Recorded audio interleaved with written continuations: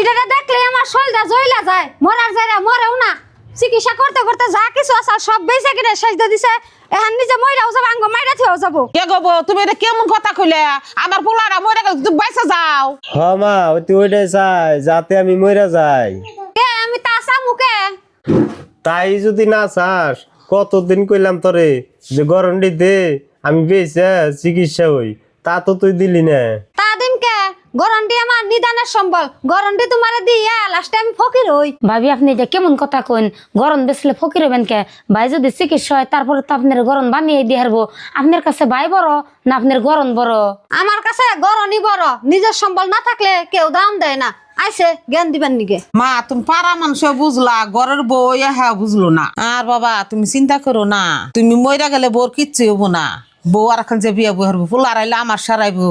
তার জন্য মাগো আমি গরম দেখি গরম ধরো, গরম দিন নাও, তুমি আমার কিছু পয়সা দাও না, আমি পোলা চিকিৎসা করি গে। চাচি এই সামান্য গরম বেচে আপনি আর কয় টাকা পাইবেন? এই গরম বেচলে তো আর আপনার পোলার চিকিৎসা হবো না। ও আর কি কাম আছে? গরম দিয়ে আপনি রাখেন, আমি পয়সা 50,000 দেই, চিকিৎসা করেন গা। যদি ভাই ভালো হয় তখন আমার পয়সা দিননি নন যাই। আইন ভাই।